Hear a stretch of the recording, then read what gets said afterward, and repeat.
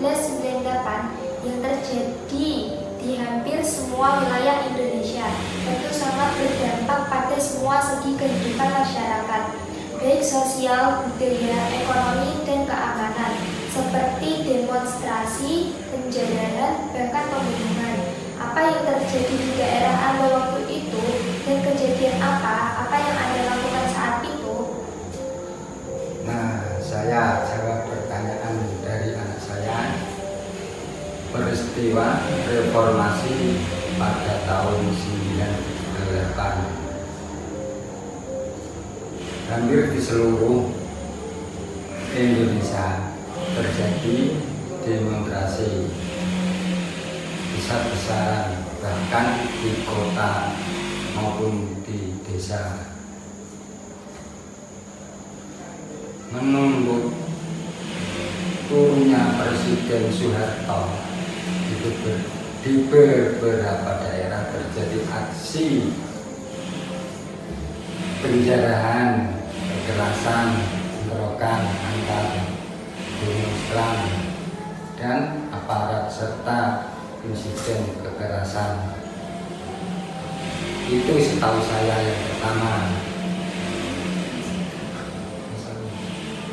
Yang kedua, krisis moneter yang terjadi akibat nilai mata uang rupiah menurun, uang luar negeri yang melambung dan menyebabkan daya beli masyarakat menurun, merupakan salah satu sebab marahnya masyarakat terhadap pemerintahan Orde Baru saat itu. Bagaimana kondisi ekonomi daerah Anda saat itu? Gaji yang Anda peroleh dengan kebutuhan lebih besar pada saat itu? Bagaimana keadaan ekonomi Jepara secara umum menurut Anda saat itu? Ekspor industri mebel dengan harga dolar jika dirupiahkan akan mendapat keuntungan berlipat.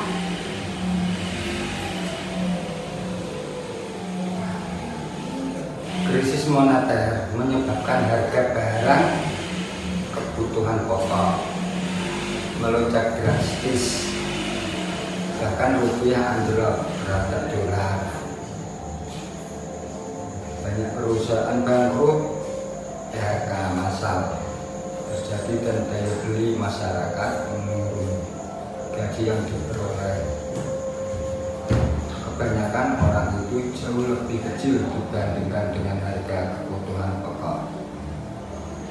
Jepara yang terkenal dengan industri mebel sebenarnya mendapat keuntungan dari ekspor. Itu setahu dari saya. Peristiwa reformasi 1998 dengan begitu banyaknya massa dari mahasiswa ataupun kalangan umum yang menuntut Presiden Soeharto untuk mundur dengan cara demonstrasi besar-besaran, turun ke jalan mengakibatkan mencekamnya situasi negara. Bagaimana baiknya atau bagaimana harusnya TNI atau Polri mengatur begitu banyaknya massa yang begitu besar? Apakah langkah pengamanan dan pengendalian TNI atau Polri saat itu sudah tepat menurut Anda? TNI dan Polri seharusnya lebih mengedepankan pendekatan persuasif dan dialog dalam menghadapi para demonstran serta menghindari penggunaan kekerasan yang berlebihan. Itu setahu saya.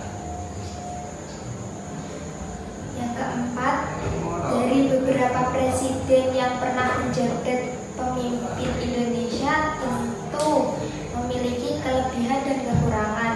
Dan dari pengalaman atau cerita yang Anda lalui, siapa presiden yang menurut Anda terbaik di antara yang paling terbaik? Apa alasan Anda? Alasan saya, menurut saya Soekarno sebagai presiden terbaik karena jasanya dalam memperjuangkan kemerdekaan. Itu setahu dari saya. Sekian wawancara